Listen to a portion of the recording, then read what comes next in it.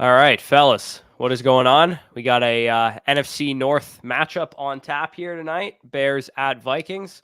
I had a great fantasy week. I don't know about you Yeah. guys. I dropped 160 points in my home league, which was the most of anybody. I dropped 175 points in our listener league, which was the most of anybody. So definitely had a good fantasy week. Unfortunately, my best ball mania team that was in 119th coming into the week is now in 300th. So I slid down a little bit. Cole Kmet, I suppose, could have a monster game and boost me up a little, but so many big performances from Josh Allen and CeeDee Lamb and a bunch of guys that weren't on my team, unfortunately. So Yeah, no, we saw some monster performances across the slate. Kyren Williams, geez. Yeah, no, we were actually previewing. You know that, but the crowd doesn't. But we were previewing one of my higher scoring teams, and I found like a Kyren Williams baked in. I have like 7 usable running backs on that in BBM, and then my wide receiver core is like 4 guys. So I just gotta pray that I stay healthy at wide receiver. I also have Kittle and Hawkinson, I believe, as the 2 tight ends on that team. So it'll be fascinating these next coming weeks, man, in terms of like where they place in the regular season leaderboard and the teams that you can sneak in. Because I do feel like this year the team that wins Best Ball Mania is going to be the team that maybe made the crack the top 10,000, but realistically, probably the sneaker second seed in their group because it feels like I feel like most of the time those like elite high scoring teams, it's a 1 week tournament for 3 straight weeks after that, right? So the second a high advance rate Kyren Williams has a bad game in week 15, a lot of those Kyren Williams teams are going down. So yeah. I mean, it's great for the regular season prize to have all those players for sure, which is definitely, it made it more focused on advance rates this season than in any other season, really. But it is way better, obviously, to win the 3 million. So advancing players that are going to be unique is the challenging thing. Hoping that, Bijan, for example, would have maybe been hard to advance, but now he's kind of turning things on.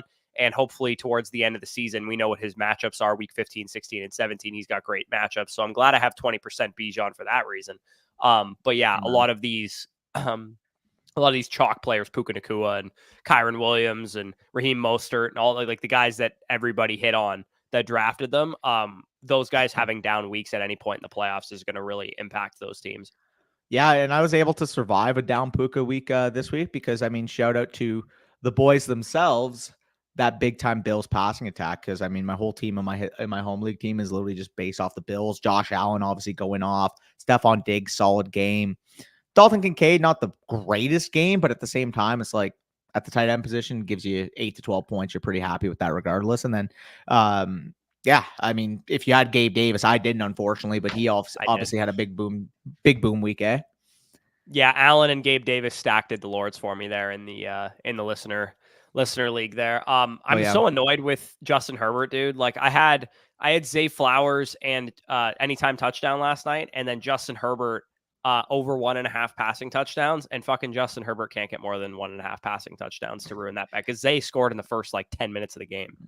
Yeah, it's nuts. For the record, I actually lost in no flocking because of that garbage time Zay Flowers touchdown. If he had gotten down, I would have won, but I lost because of it.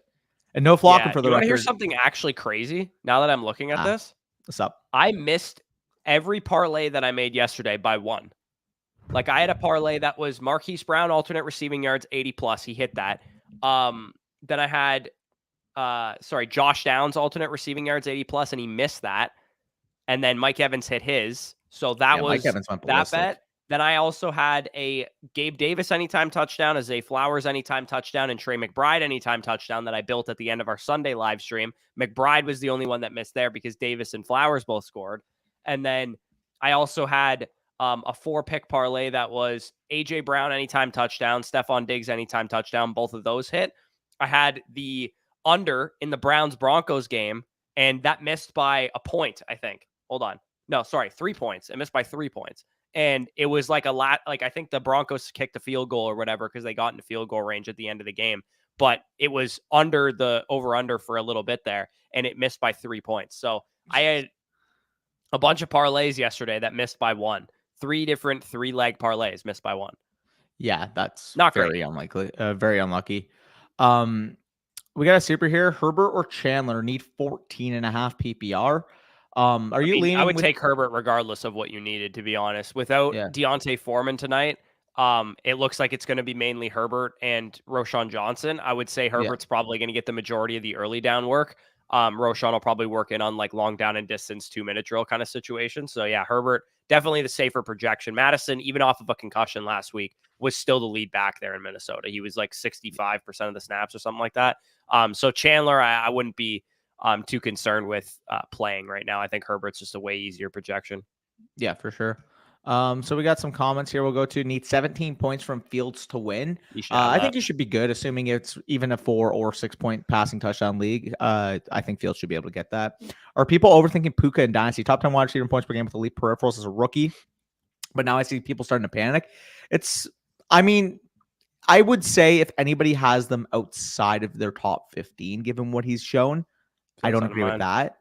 He's outside of yours. I don't agree with that. Because I do think that the peripheral should hold weight because at the end of the day, I mean, going out there and having a 1,200 plus rookie yard rookie season should count.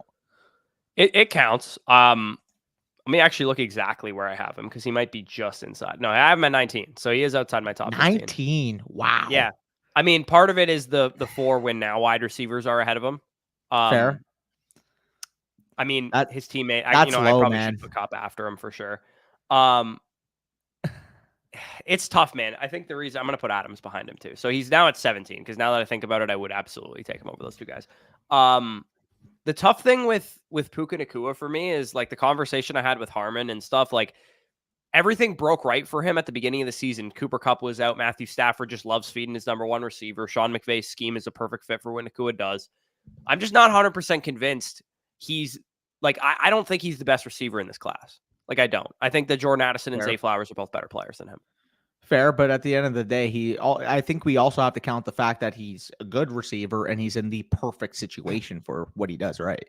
He is, but I think about when I think about where he should belong in terms of tiers, I have him in a tier with Drake London, Jordan Addison, T. Higgins, Zay Flowers. Like that's where I think he belongs. Because if he was above that tier, he would be in a tier with Devontae Smith, Jalen Waddle, Brandon Ayuk, Chris Olave, Tyreek Hill, and Stephon Diggs, which I don't think he's at that level of an asset, in my opinion. That's where I view him because I do think all those guys to a certain degree, you mentioned Waddle and Smith specifically, like you can argue right now that they are more talented players, and I would agree with you with that. But at the same time, from a point scoring production standpoint, I don't think they are in the peak spots that Puka Nacua is. Well, let me ask you this right now. Who are you taking? Like maybe you're going to answer Puka really fast, but I don't think it should be a fast answer. Would you rather have Tank Dell or Puka Nacua? In Dynasty. I would rather Puka, but at the same time, I do think it's credible because Tank Dell has shown a lot as a rookie. He's attached to CJ Stroud. I think he's got to be considered a top 20 Dynasty receiver. So no, I don't think that's outrageous at all. I have him at 20, exactly. So that's where he is. He's right after Adams and Kupp for me in my rankings. Like for the record, I'm going to touch upon my rankings a little bit more. Right now, he was currently at 21, but realistically, I would take him above DK. You want to make the argument about with him versus Kupp and Adams. I think that's reasonable. Because, I mean, he's still a rookie receiver averaging 70 yards per game, and he's attached to arguably a top 3 to 5 quarterback asset moving forward, given the fact that CJ Stroud's on his rookie deal. And he's also like a great passer, too, which matters because, Lamar and those type of guys are better for fantasy themselves. But for the wide receiver that they're throwing to, Tank Dell, you'd definitely rather him be with a quarterback like Stroud. Well, I question you, how would you evaluate him versus Flowers? I have Flowers a tier ahead of him. Tier ahead. I think they should be in the same tier, personally. And that's not diss to Flowers. That's more so credit to I'm actually, you're probably right. I'm going to move him up into that tier. So now in my tier 4 Dynasty wide receiver rankings, I have Drake London, Jordan Addison, T. Higgins, Zay Flowers, Puka Nacua, and Tank Dell all in the same tier. That's reasonable. So for mine, real quick, I mentioned Waddle. Also, by the way, a guy who's not in that tier is Jackson Smith and Jigba, who there's now 4 wide receivers from this class that I have ranked ahead of him. Yeah, and I mean, I think realistically, I had Nico Collins behind, but I think you have to make that adjustment a little bit. JSN right now I have at 24. That feels like a reasonable spot for him. I have him at 21, but I like Nico behind him, Michael Pittman behind him, Calvin Ridley, Christian Watson just had a big game too, who could sneak up a little bit. Josh Downs. I don't know what to do with JSN, man. Right now I have him over Josh Downs still, who would be my wide receiver 6 from this class, with JSN being my wide receiver 5. But from what we've seen on the field right now, dude, Josh Downs has been the better player. Hear me out. if Rashee Rice gets more snaps moving forward, again, it's still a projection. I'm not saying right JSN now. is just tumbling down the dynasty wide receiver rankings with among his class. Well, but I mean, that's what I mean. By the end of the season, assuming, let's just say Rashee Rice starts getting more snaps, I think Rashee Rice could be a top 25 dynasty receiver. That might even be a low projection. Because like I can't imagine saying that statement in the spring. But like kudos to him, like man. Harmon said this too on our show. He's like, this is the most important data we have on these guys. Like their prospect profiles cease to exist by the end of their rookie seasons, realistically. There's still people that have JSN as the wide receiver one.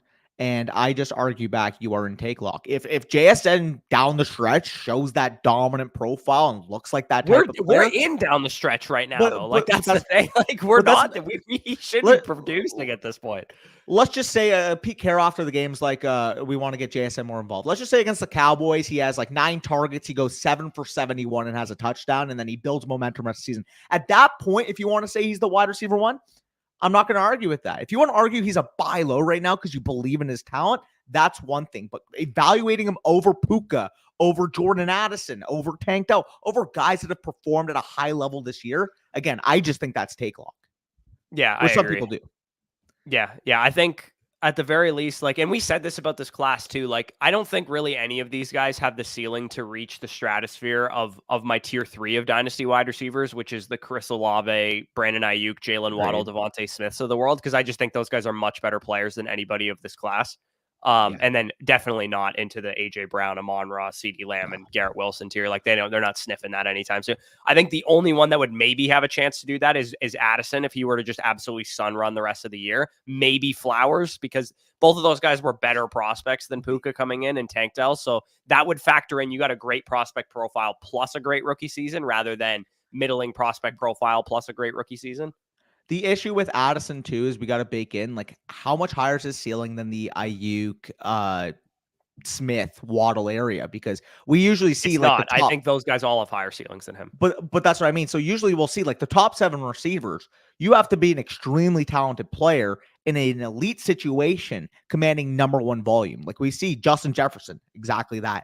Jamar Chase, exactly that. CeeDee Lamb, AJ Brown, Amon-Ra St. Brown, Garrett Wilson, Chris Olave. Those are all the guys with that plus a youth. And then you get into, Tyreek and Diggs and stuff. And the next guy I have is Ayuk right now, who technically is the number. Where do you have him? Number 2. Ranked, I have him at 10 right now. Yeah, I also am at 10. The reason why I have him at 10 is people might just be saying, well, you're just mentioning that, yet he's not a true like alpha number 1, quote unquote, in terms of pure volume. And my counter to that is, he is. Well, he is in terms of an actual share perspective. And B, they have to make a choice. Are they going to pay him to be their number 1? Or is he going to go to a spot that will pay him to be their number 1? They would be stupid not to pay him, to be honest, because he's such a good fit for their offense. And I think Purdy is actually kind of low-key a gunslinger. Like everybody views him as a game manager, but he pushes the ball downfield. Him and Tua get the wrong moniker. That offense, they have no downfield weapon whatsoever. Well, that's the thing. Him and Tua will get the wrong moniker. People view them all. They got, not the strongest arms, so they're guys that'll just check it down. Like they are the type of guys where schematically the offense opens up the downfield pass very well, so that's why it works. Dude, the way that they throw Diggs specifically with the confidence that they do, you could tell it's schematic. Again, kudos to them because they have the confidence to stay in the pocket, trust the read, and rip it downfield. But at the same time, it's like that tendency mixed with perfect scheme is how you get these elite offenses. And mixed with the ability of the receivers that those quarterbacks have as well. 100%, because they still have to get separation. Like the quarterback has to trust them fully, otherwise the scheme doesn't work.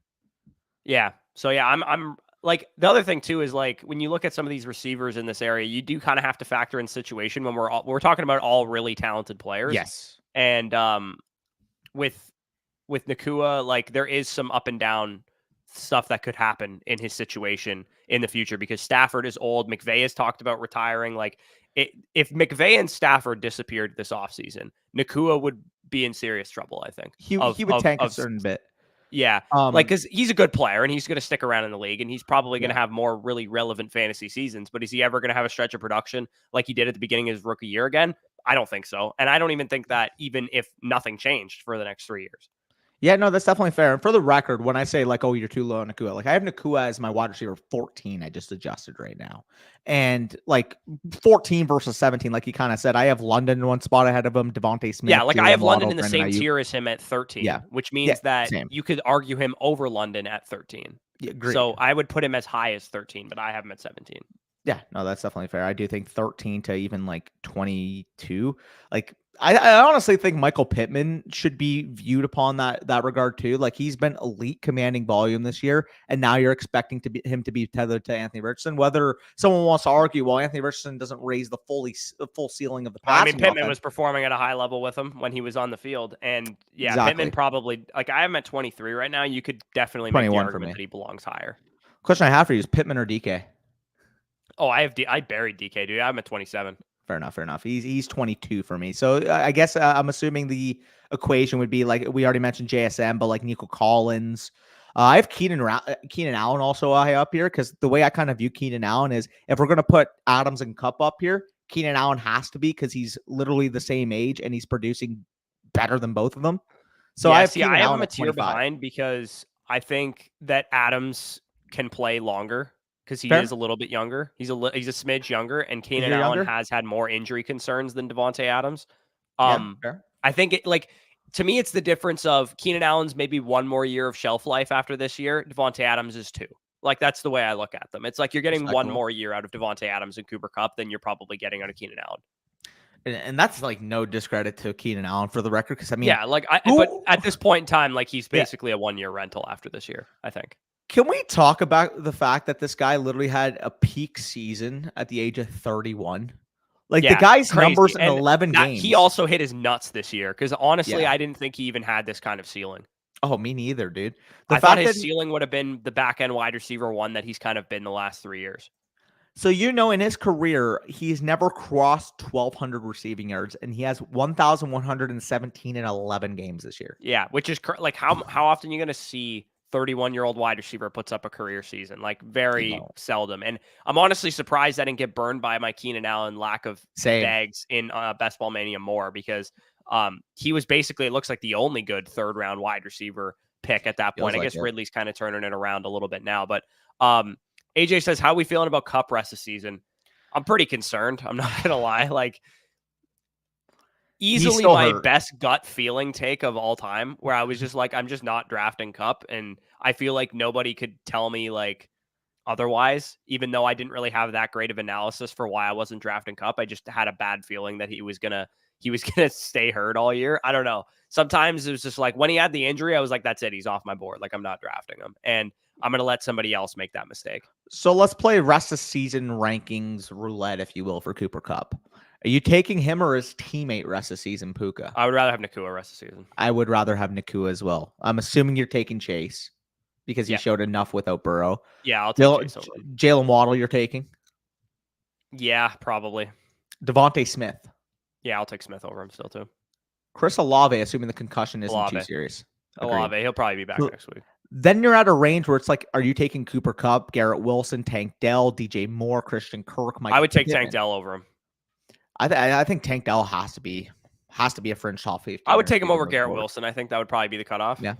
Yeah. So you're right around like the 17-18 range, assuming he's not healthy, dude. Like you can see it. Like the ankle sprain he suffered is the one he had surgery on. Like that's got to be difficult for anybody to come back from. I want to really get through some of these comments though, because we got a couple of really good ones actually.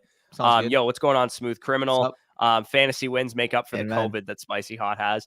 What do we think of Kyren in Dynasty with a limited amount of high-end running backs? So the tough thing is job security long-term for Kyren Williams. But I will say, like, for the rest of the year, if you're trading for a contending running back, I think he warrants like a first-round price tag, like a late first-round price tag. It's so tricky with him. And if I have him, I would rather use like a higher liquidity young back that somebody might want and plus maybe like a late 2 to do it. Like if you can get him for maybe, I don't know, Jalen Warren plus a late second, James Cook plus a late second. I think that's about the range I'd be willing to pay, aka like 2 seconds of value. The tricky thing with him is his complete value is in his production, which is elite production. Do not get me wrong. He's been an RB1 every single time he's been healthy this year. But like you kind of said, after the season, is he worth a mid-second round pick on the market? Because I don't think he is. So you're basically paying. I mean, he could be. Like, I think if he retained could. this job next year, he definitely would be. But like, we have no idea if that's going to happen or not.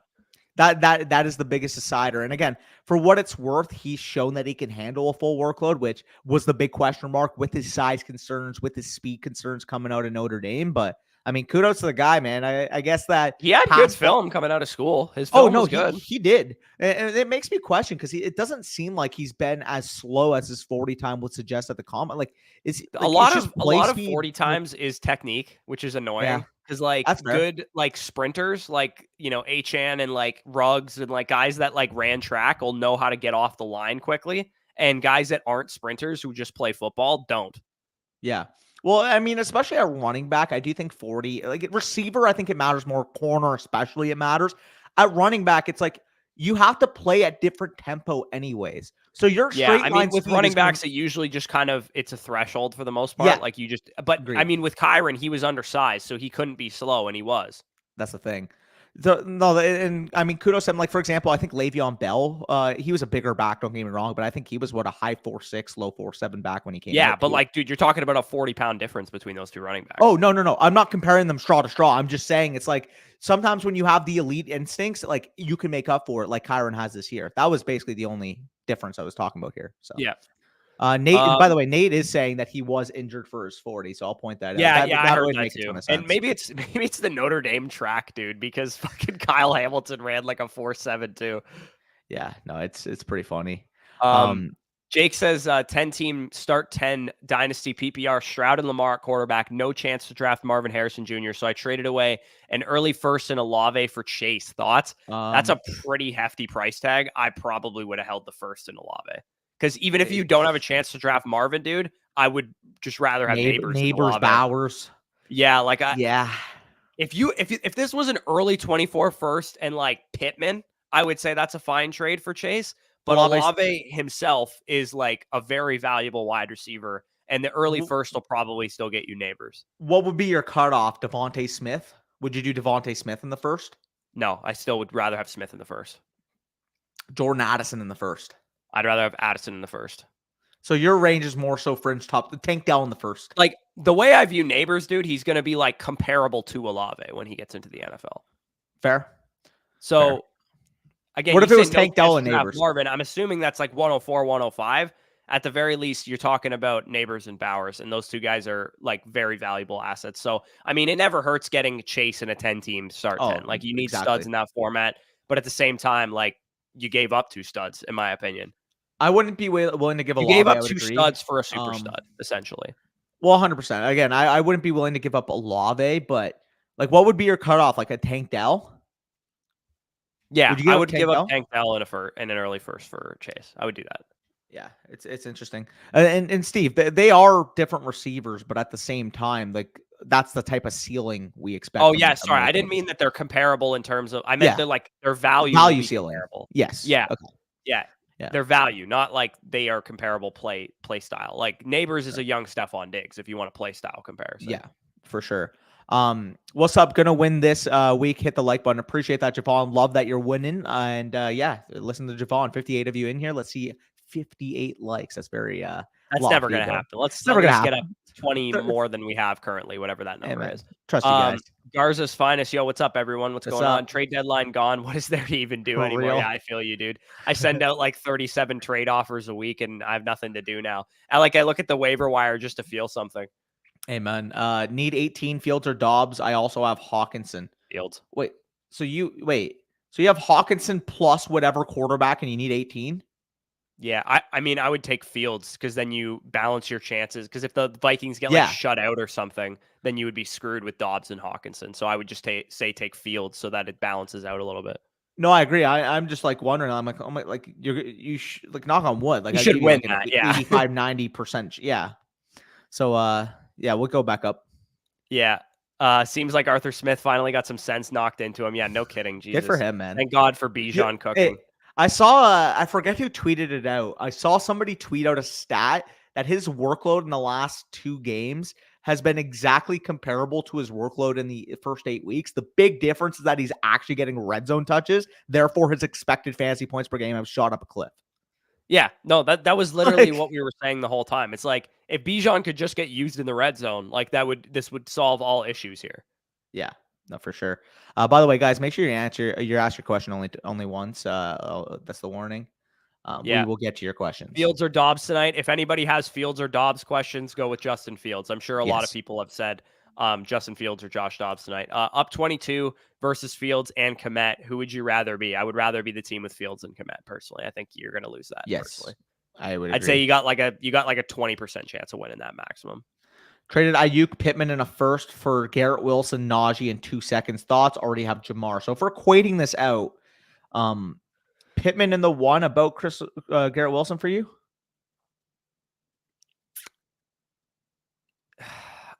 This class is so good. I think I would take Pittman in a 1 over Garrett Wilson. It's not about like. So then you would easily take Ayuk over Najee in the 2-2s. Yeah. So I think I like the Ayuk Pittman in the first side, if I'm being honest. yeah, if that's a You're also late kind one, of trading for Najee on like he's actually been good the last couple semi-high. weeks, and he was useless a couple weeks ago. Yeah. So If that's a late one, I don't mind the move. But if that's yeah, if early you're to mid, talking 109 to 112 guaranteed, yeah. and like preferably like 111 or 112, then I think this is a bit better of a move. But like on God, dude, the difference between Garrett Wilson and Brandon Ayuk is not that large, in my No, opinion. I agree.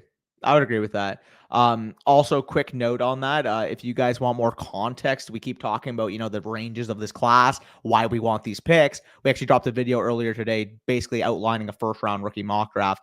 Ton of fun. I mean, we hopped on, we talked some ball. Obviously, it can change a lot based off where these quarterbacks go, but fun exercise, I will say.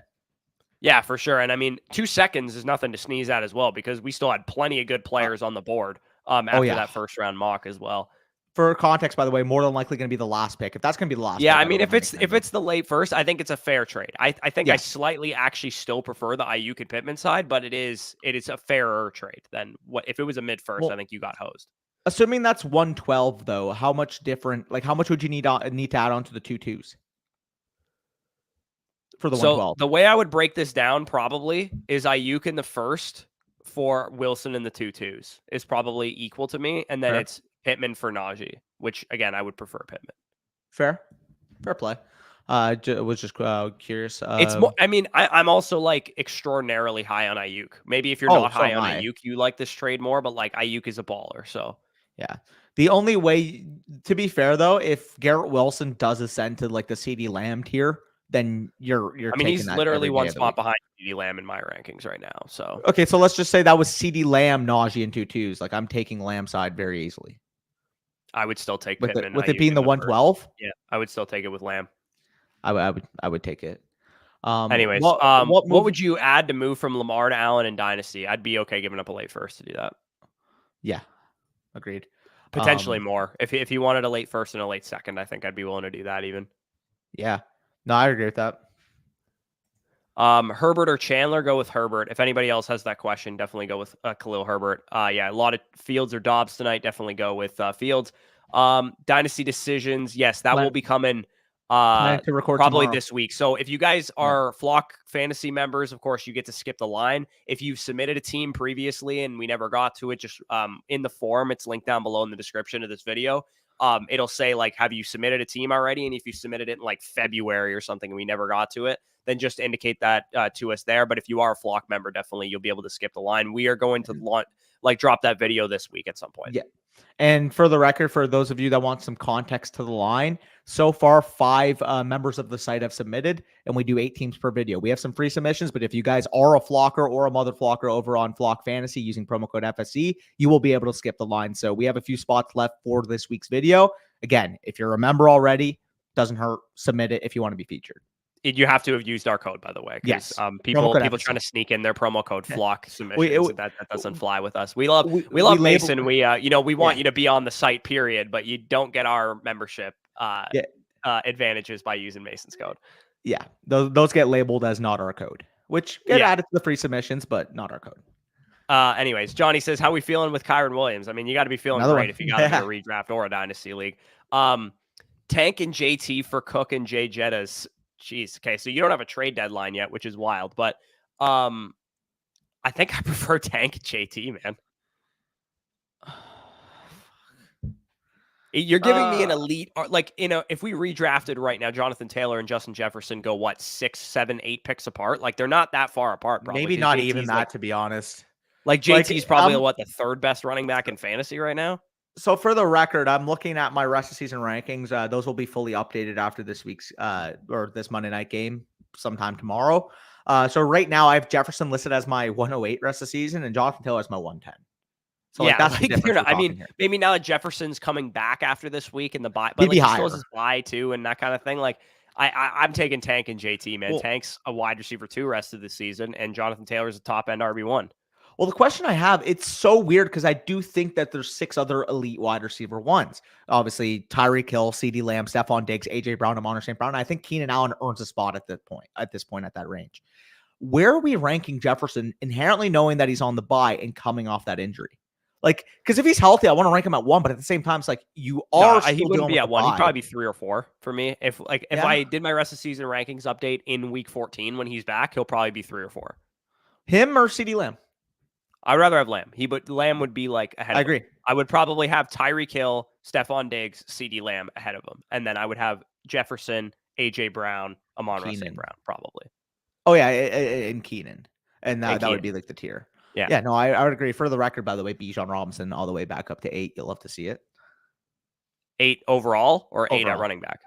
8 overall for me, rest of the season. Second running back. I moved Eckler down. He dude. Yeah, I would take like other than McCaffrey, like I think Bijan has to be the second best running back rest of the season. And like the only other arguable guy I think is Taylor.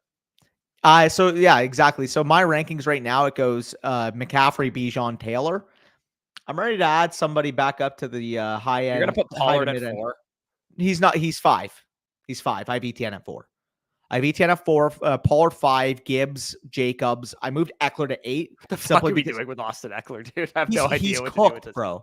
He does not look like the same running back. He's been incredibly inefficient this year. The Chargers' offense is a mess. Like it's a lost cause, man. It's a lost cause, and it sucks because in this prime, this guy was one of the best running backs in the entire NFL, in the entirety of the fantasy landscape. But like, we got to be honest to ourselves, man. 3.5 yards per carry on the Chargers' offense. How valuable is that actually at this point? No, it's not valuable. But I mean, he catches so many passes; it's difficult to like knock him down too much. He's 8. Like, I think you can make the case you'd rather have. I have him at 9. I think the difference is that I probably have Jacobs ahead of him, and you don't. I have Jacobs ahead, so you have Swift behind him. I have Swift behind him. Yeah. So you have. I am at 9. Where do you have? Who do you have over Eckler? I have Eckler at 8. I have Brees behind. I'm scared of the Jets' offense. So. Fair. I'm scared of the Jets' offense rest of the season. I am as well. But I think Trevor Siemian's going to get to start, and that might actually be the best quarterback on the roster, to be honest. Hope so. By the way, just want to address this. When we're talking about Brees Hall, I am. We're talking rest of season rankings, 2023, and he is my Dynasty RB2. Yeah, and I think like 2 or 3, him and Gibbs are probably the conversation. Like, yeah, I have him at 2, but it would be him and Gibbs for 2 for sure. So we're caught up there. Stafford versus Love rest of season. Honestly, these guys are both streamers. Whoever has the better schedule would be my answer to this. Literally a week-to-week thing. I think the answer to that is Love, if I'm not mistaken. But the Packers can sun run and make the playoffs rest of the way. They have a chance. Yeah, I think you get the. Yeah. What would you take for the 102 total rebuild? I mean, if you're in a total rebuild, I probably wouldn't sell the 102 for what it's worth. He says only have Garrett Wilson to speak of on my team. Looking like I'll have 102, 104, 105 in a late first. I mean, dude, this is a great class to have 3 top 5 picks in, man. I would probably just pick Drake May, Malik Neighbors, and Brock Bowers with those picks or whatever. You know what I mean? Like, I think, hold those picks when they inevitably go up way in value, like they're going to do, like we do every single year with prospects. See what you can get for them. But like, I'm not selling Drake May for anything less than top 15 startup value. Yeah, agreed. By the way, Jonathan asked this quick. I want to address it because we were talking about top 5 dynasty running backs. Nobody over Bijan. Bijan is 1. Bijan is 1. Yes, Bijan is 1. Just want to make sure that's clear. I have Bijan a full first round pick ahead of everybody else. Easily. And that might be a hot take. Maybe you think it's smaller difference than that. I wouldn't argue with you on that. That's more, in my opinion, if you say he's not a full first round pick ahead of everybody else, it means that you're really high on Gibbs or Brees Hall.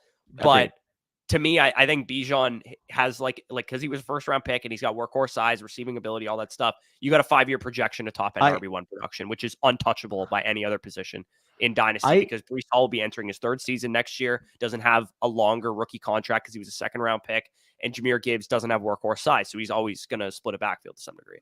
If you guys want a hot take rest of the season, Bijan Robinson by the end of the season, come fantasy championship week, is going to have every single person who was complaining about him early in the season forgetting they ever did. Yeah. This is legitimately a 25 plus PPR point per game stretch run because I believe his schedule is what? Carolina, Chicago, and who's the other team? There's a big one. That's Chicago's week 17, Carolina's week 16, I think, and then Indianapolis is week 15, I think. All 3 of the worst. All cake, dude. It's crazy because I tried like hell to trade for Bijan the entire season from the Bijan manager. Right. The guy, by the way, if you forgot what happened, I traded down from 4 in my home league to 7, hoping I could still get Bijan at 7. And the guy at 5 took him over Tyreek Hill, who he wanted, just so I wouldn't get Bijan at 7. So he looks pretty stupid right now. And because he did that, he wouldn't trade me Bijan all season. Is he making the playoffs? No way, I'm going to eat the Bijan bad weeks and then let you sun run Bijan the rest of the year, which fair point. Probably smart of him to do that. But at the same time, you can't. That's not how you should be playing fantasy. He's playing for me not to win, not for him to win. Oh, I get that all the time in my home league. All the time. Or if I offer a trade, what do you know that I don't is the classic response I get. People in my home league will torpedo their own seasons so that I don't win. Yeah, because it becomes a running meme. The league against Danny. Or for your sake, league against both. Amir said if I win this league, he's going to leave.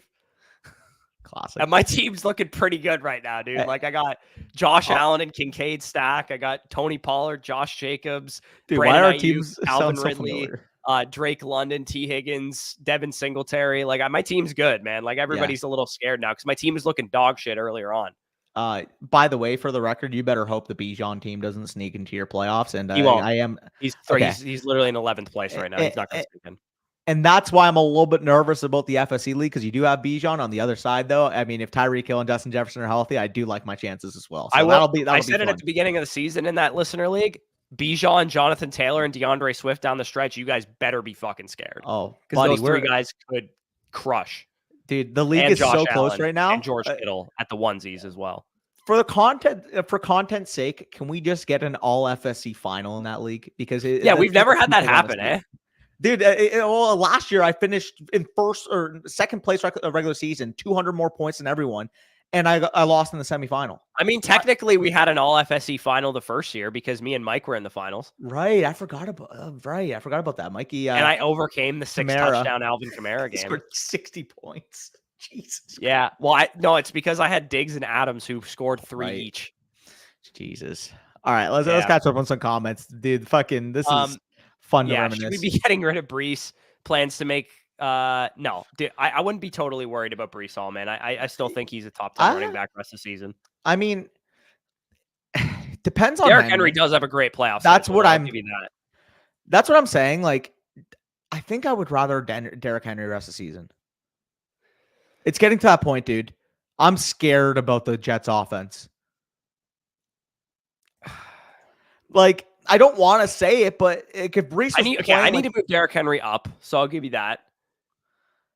Like, I think Breece is more of a top 15 running back than an RB1.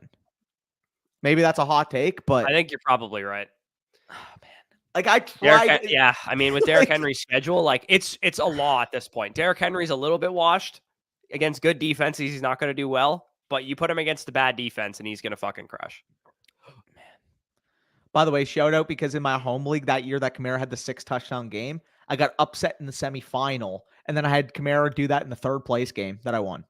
So, I scored the most points that week. Constellation flex is the craziest thing I've ever heard. I'm not flexing. I'm complaining the fact that if I had just made the final, I had the most points that week. Because Kamara wasted the 6 touchdowns. Just do that in the semi next time so I can fucking make it. Yeah, no kidding. Go with Madison, by the way. Jeff. Do you think Kyren has top? Okay, so let's place, because I got to update where Kyren Williams Kyren or Breece is ranking. Let's update where he goes. Kyren or Breece? I have my answer. It's Kyren. You would go Breece over Kyren over Breece, I mean. Kyren over Breece. That's fucking crazy. Are we at this point with Kyren already? I think we might be. I have him 11 right now, but if you want to rank him over Swift and Montgomery, I don't think that's I a have him good over pick. Montgomery already. Yeah, I mean Montgomery too. Like I gotta give him his flowers. He's been sick, but like top 10, I mean, think he's played literally less than 35% of the snaps in 3 straight games. All right. We're doing this live. Kyren or Eckler rest of the season. That's crazy that we're having this conversation. I would still take Eckler. They're 8-9 right now. I just moved Kyren up. I got Kyren at 11 and I have Eckler at 8. So respectable. Man, look how far we come. Okay. I have wild. him, Brees, Gibbs, Javonte. Congrats on your championship there, Andy. That's a studly core. How much do you think the broken wrist?